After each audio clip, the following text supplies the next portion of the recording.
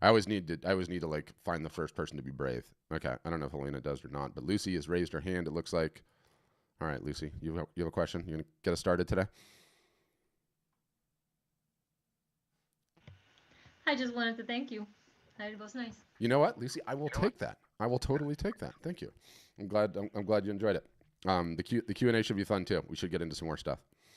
I will definitely come back again. Wonderful. Thanks, Lucy. And happy belated Mother's Day. Catherine. Okay, you're up next. Go ahead, Catherine.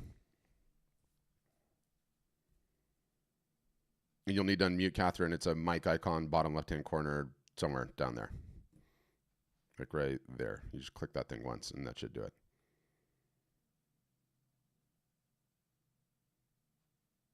Yeah, I don't know what's going on today. Are you there, Catherine? You just have to click your mic icon once, and that'll unlock it.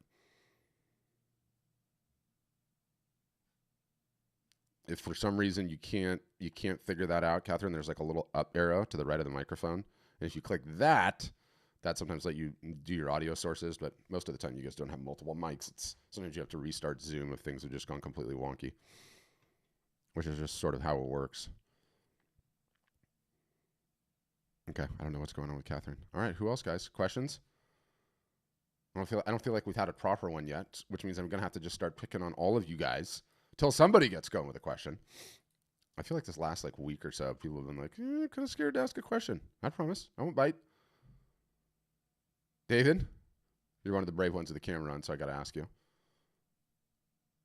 I'll unmute you, David. Hold on. Or are you shaking your head? No, you don't have a question. All right, hold on. I'm gonna unmute you. Hi. Hey, Okay, so the problem is how to get people to see your art. yeah, How do you get them in front of the art to buy it? yeah. That is the problem. That will be the problem. It always has been the problem. I would say. How do you go about selling your art currently? Um, Traditionally, it's been through art shows, arts and crafts shows, Mm-hmm. the high end arts and crafts shows. Yeah, they can be great, but everyone that goes to those on a regular basis is like, I want to stop going to those on a regular basis. It's hard, right? Booth fees, setting up on your feet, travel sometimes, everything that goes into it. Almost always travel. Yeah, It yeah, could rain. yeah. I mean, the good. You have to jury in months in advance Yeah, I know. if you're lucky enough to get accepted through the jury.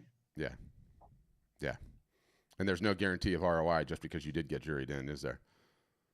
Right. Yeah, yeah. That's just sort of how it goes. The good news is that by working on your marketing, you can get there. The bad news is you have to do the marketing, right?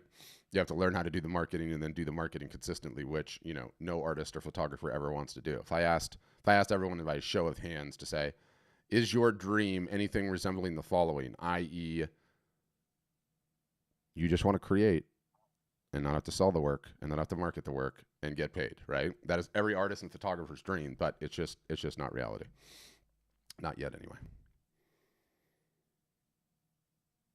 But we can help you, David. Okay. Yeah, that's what we do.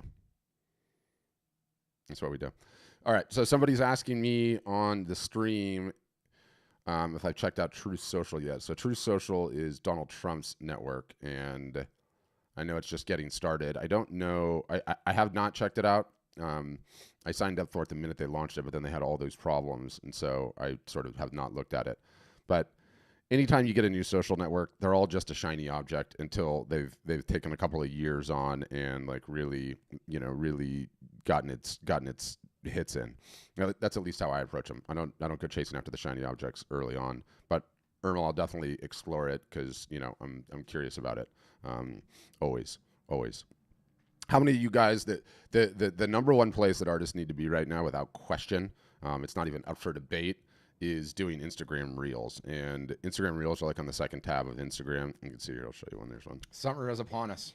That means 4 major art selling holidays are coming. The smart artist, and most people, we're a an education and software company, so we do the entertaining ones. But the interesting thing about Reels is, one, Instagram is the most important platform to sell art. Full stop. Has been for quite some time. That's not going away. So you really need to be on it. You really need to be doing the work there.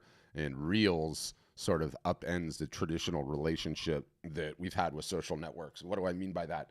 The traditional relationship with social networks are, you have a profile and I have to follow or like that profile. If I do, then I'll see your posts. If I don't, I won't see your posts, right? And so it's essentially you're putting content into this marketing machine, into this social network, into this profile, and unless somebody shares your post, the only person that's going to see it are the people that are following you. So Reels, okay, on Instagram, which they copied from TikTok, sort of turns this thing on its head, because Reels, the content in Reels, what I just showed you, on the second tab here, people just passively watch these things all day long. And Instagram, I'm going to try and pull one up so you can see this. Instagram doesn't have enough content to show everybody. Okay, I'm just going to mute this. Hold on. There we go. Okay, hold on. Come on. That is so annoying. You have like an old phone for this demo thing, and that's just how it goes. But anyway, why I'm bringing this up is it sort of functions just like television does. And, you can scroll through unit after unit after unit. And what Instagram's doing right now with these is, all of these people they're showing me right now, I don't follow these people. It just randomly cooks them all together. And because, you're able to click follow on one little button push and instantaneously get a new follower, this breaks the traditional social media, rules, because you don't have to have a whole bunch of followers. You can post some really awesome, compelling content. People can see it and be like, wow, I want to see more of this. I'm going to follow this person. And it's really quite profound, actually. So to finish your question, Irmel, I would be spending all my time maxing out this platform well before I would move on to True Social or TikTok or any of the other ones. Instagram for years and years and years has been the dominant player. When you think about it, it's just a visual search engine, right? So that's what I would say on that. How that goes anyway. Well, what else, guys? Questions? And Emily, I see you on here. Don't worry, you're still on the list. Wow, you guys are a shy bunch today. I'm trying to think what else we can rant about. Well, why you guys are contemplating, I would say, contemplating whether or not you have any questions. Summer is right around the corner, right? And there are major art selling holidays coming up, big ones. And I have it here on my own reel, so I can just show you, use it as a place setter. Fundamentally, this business is, and you can see Memorial Day is coming up, Father's Day is coming up, Independence Day is coming up, July 4th, and then Amazon Prime Day. Huge art selling holidays, all 4 of them. Great times to have sales in the water. It's really simple. You get your art up on a website somewhere you can sell it. You do the marketing ahead of a sale, then you run a sale, and you see what happens. And that's the ballgame. That's the ballgame. And so few artists actually do it. It's crazy. And, fundamentally, the collector list and the size of a collector list and whether or not an artist has a collector list is probably the number one reflective of the income potential of the artist's business. Number 2 are the number of sales that an artist runs in a year.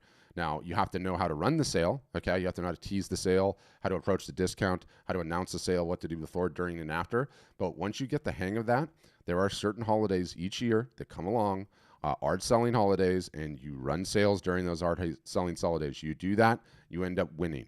And it's one of the primary things that we teach our customers to do, and it's one of the primary most important things you can do as an artist photographer if you want to grow the business. And none of you guys do it, and none of you guys do it consistently. And all of you guys usually treat your marketing sort of like you treat a New Year's resolution, right? You sign up for that gym membership in January, you're going 4 days a week.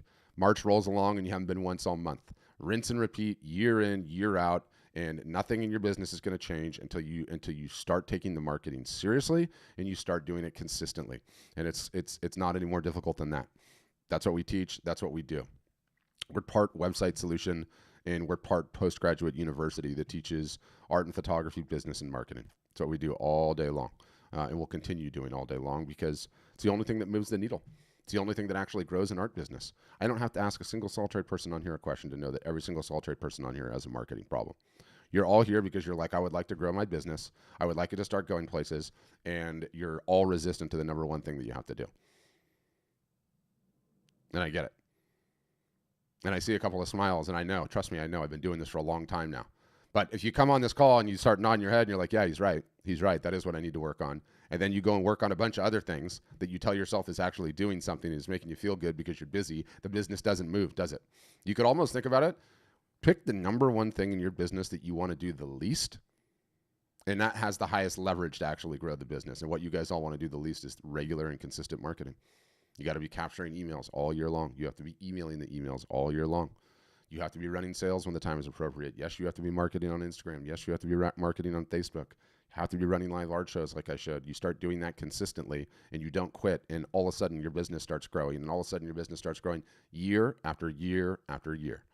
That's it. It's that simple. So that's what we teach. That's what we do. You know, one thing I would say, because, and again, if you guys have any questions, please do raise your hands. We have a great podcast. We have a great YouTube channel. Both are free. The podcast is just called the Art Marketing Podcast. You can find it on anywhere there is a podcast, period. You know, it's on Spotify, it's on iTunes, it's on Acast, it's on anywhere you can contemplate finding podcasts. It's called the Art Marketing Podcast. That's all you have to do. You have to search it. There is a ton of actionable intel in that thing. It's totally free. So too on the YouTube channel, great ways to grow, level up. If you're interested in all in what we do and how we could potentially help you, we do what's called the demo process. It's like a 1 hour Zoom session with you and somebody from our outreach team. They walk you through all the bells, all the plans, all the whistles, all the everything that we do. And if you're so inclined, you can do that and figure out whether or not we're a good solution for you. Oh yeah, Douglas, I forgot about your question. You want to get into your question, Doug? I'll unmute you. So Doug asks, do all of your customers access the same level of services, or is there a cafeteria plan? So one thing that I didn't tell you, Douglas, is one, yeah, we have a few different plans. On all of the plans, you get 100% of the marketing, education, and teaching. So that's one of the most important things. But we also have an in-house marketing agency, like a full-blown in-house marketing agency that helps our customers with various different aspects of the business. That's total cafeteria status. Like, you know, some people go on there and get help with one-off services, one-off thing. And then other people go on there and they get regular and consistent marketing help, and, you know, or help with their Facebook or Instagram ads, or help running sales, or help running live art shows and that kind of stuff. So that's sort of how it goes. Can you hear me? Yeah, I sure can. So how does your fee structure reflect the cafeteria plan of services? So we essentially have, I think, 3 different plans. And again, on all the plans, you get all the marketing. On all the plans, I think there's a slightly different fee structure, 15% at the high, 5% at the low, I believe. And then on the top plan, there's like a few more bells and whistles in terms of like marketing technology, but that's it. And then the marketing agency is just a marketing agency. Like, you go there and you can order anything you want or not order things. It's entirely up to you. Right. Well, I have kind of like an interesting problem because in my real career for years, I owned an advertising and marketing agency, and I'm like the cobbler that has no shoes. Yeah. I hear that so often. I hear that so often, by the way. I tended to grow my expertise and career in the old quote unquote advertising business that wasn't so heavily reliant upon online targeting and social media. Yeah. Which was fine for my career, but now that I'm trying to market my paintings, I have to rethink my whole approach to everything. Yeah, you do. 100% you do. And sadly, you know, the old ways the old ways never really worked that well for art anyway, right? Like, you know, advertising in magazines or advertising in papers or the like was always a difficult thing to do for art, I would say. But, you know, in your day when everyone was coming up, it was either the gallery model or you do the show and tell circuit, and that was essentially it. This concept of selling direct from your website and knowing who all your customers are and marketing to them is just completely brand new. And the good news is that, you know, the world market is now open, and you can reach it very easily with regular and consistent marketing. And that's really, really exciting. The downside is you actually have to do the marketing. Well, I've signed up with a couple of galleries, and the rationale I was using was, I know that wasn't the most ideal way of selling the pieces, but it gave me some promotional aspect. more eyes were on my work than before. Yeah. So I actually sold 50% of my art that was hanging at that show. That's a really good sign. And through that, a lot of the collectors have come to me directly to buy additional pieces. Mm-hmm. But I haven't embraced the full Instagram experience that you're referencing in this video chat. You have to. And even so how did you come across the 4 key selling times of the year? Where did that information come from, and what is it based on? Oh, no. There's not 4 key selling times. There's like 10 key selling times each year. They're major art selling holidays, and they're just great times to have sales, period. Right. So but you said there were 4 of them, right? There's 4 coming up in like the very immediate near future, which, I mean, they're essentially just the big holidays. Like everything that we attempt to do when we're selling art is no different than what all the retail stores do, right? The retail stores. It just reflects a gift giving time of the year. It reflects a time when a ton of money is spent on advertising, which the easiest way to think about it is like, when they like throw blood and guts in the water to chum the sharks. Like that's the way that it works when big sales are running. Like one of our biggest sales days is Prime Day, Amazon Prime Day. Amazon Prime Day is a completely made up holiday. Jeff Bezos copied what was going on in China, which is the biggest single solitary e-commerce holiday of the entire world. It's not even close. 11/11. It's called Singles Day. They made it up. So Jeff Bezos looked at that and was like, you know what? I'm going to make up Prime Day. And now Prime Day in the United States is the second biggest retail day outside of Black Friday, Cyber Monday. And the point why we run sales then is because everyone is getting bombarded with advertising that there's a sale, there's a sale, there's a sale. We're all getting the dopamine hits. We're all getting our trigger fingers out on the credit card. And then when you have a sale in the water concurrently, you'd benefit. And so there's multiple times a year. Mother's Day was a big one, right? Father's Day is a decent one. 4th of July is a decent one. Memorial Day is a decent one. And then obviously when we get into the fourth quarter, Black Friday, Cyber Monday are the biggest. And fundamentally, you need to know how to execute a sale during those times because that's when the most art is sold. Well, it's been interesting for me because through my exposure through the galleries, I've gotten a ton of commission work. Which is awesome. Which was not my intention. Yeah. And I have this love-hate relationship with commission work because what they're looking for isn't necessarily what I feel like I can do. Yeah, or you want to do. In my style efficiently and effectively. Mm-hmm. So there's always a compromise there, but I'm not turning away the money. The fact that you sold 50% of a show in a gallery and the fact that somehow the gallery is letting these people get to you, the collectors are finding you and people are asking you for commissions and the gallery's letting that flow through to you directly rather than go through them is amazing in the first place. All they have to do is look me up on Facebook or Instagram and they get my name. Yeah. But there's ways in which they can do that was never offered to them before. Yeah. So that's a really, really good sign, right? Because most of the time, they don't ever tell you who's purchased your work. You have no idea, right? You're completely in the dark. Because that's the way the galleries, which is just the killer. What you were suggesting as far as the Instagram, how did you call them? Video stories? How did you term that? Yeah, they're called reels. Reels. But this is the whole ballgame of why we exist because technology just is constantly changing, right? Like these things weren't even a part of Instagram, a year and a half ago or maybe 2 years ago they showed up, and now they're like really catching in and kicking into prominence, and it's just one of the advancements. The advancement the year previous was running the live art shows, which is also insanely effective. And, now reels are a big deal. And we'll see how much. Well, I've been just doing posts and, IG posts. Yep. But the reason, because of that, I've been spending more time on Instagram myself.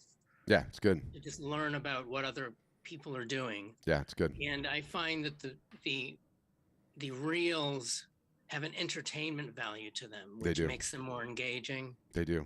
They've sort of cracked the code. It's like the new version of TV. Why they pull better is because I think there's an entertainment value.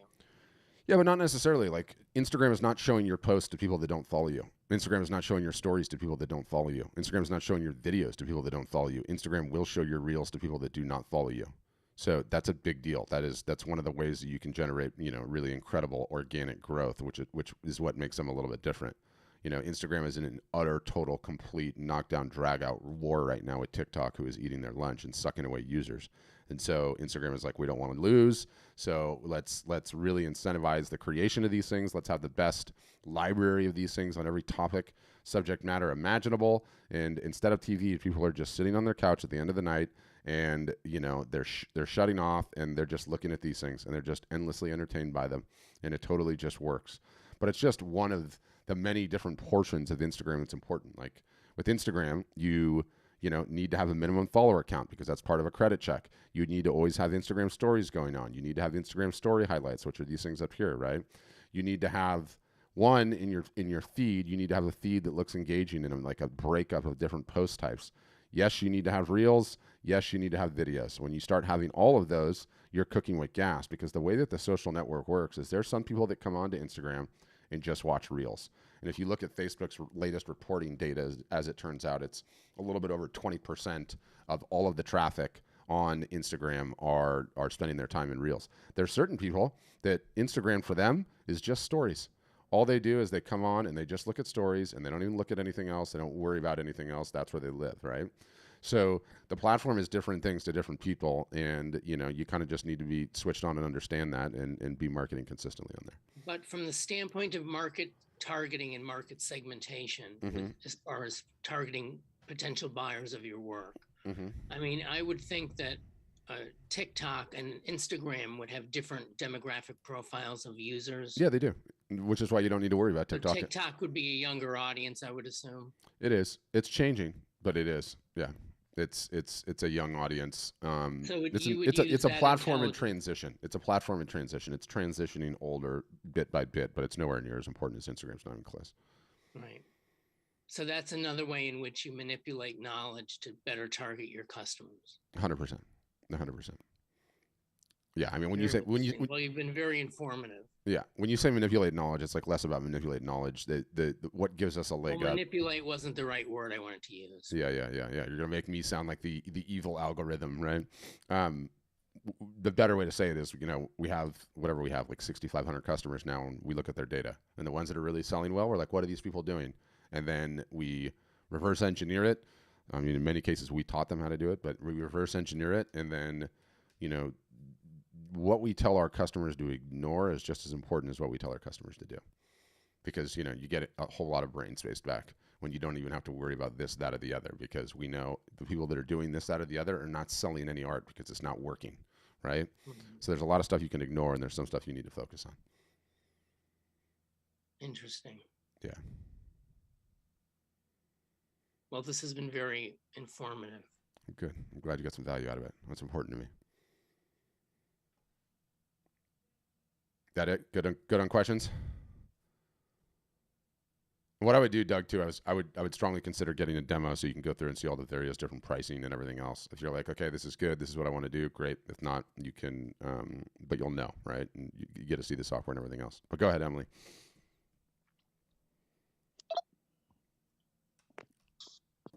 Hey. How are you today? Good. How you doing? Happy Mother's Day. Happy belated Mother's Day. I have 3 cats that are really appreciative of Then me. you so qualify. thank you. Then you qualify. That's right. They're very demanding cats. Yeah. My question today is, what are your thoughts on wholesale, doing wholesale work and stuff? So I'm talking to a couple places right now about, when I have events, I sell prints, but I also have print my artwork. I print it on tote bags and purses and mugs and stuff. Sure. And that stuff, sure.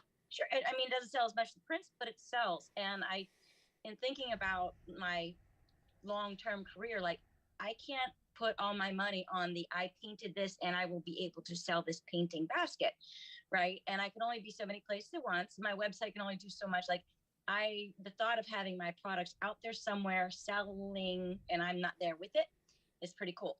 So I'm talking to a couple people right now about wholesale opportunities, and I was wondering what your opinion was of that. And what do I need to know? What should I mean, it's a total mixed bag there, right? Like, some people go down that route and they give it a shot and nothing really sells. It sort of depends how big a distribution the wholesale whoever has. They'll usually really, really hammer you on pricing. And so when they do, which is okay, I mean, it's just the nature of that particular route of selling. When they do, you just have to hope that there's a decent amount of volume being sold, and then it can be profitable. But look, I've never met a revenue source I don't like. If you can get it over the line and have somebody really express interest and put in a big initial order, or a decent initial order, then you're cooking with gas. Go for it. But you can't do that in lieu of everything else that you're doing too. Right. Okay. Yeah. And as far as pricing, because like, I just feel like, I don't know. If I They'll have know, something, trust me. I'm really only making a couple dollars off of it anyway, but now I have to sell it at an even cheaper price wholesale, but it's supposed to be bigger, bigger order. Is that No, is it no, cool?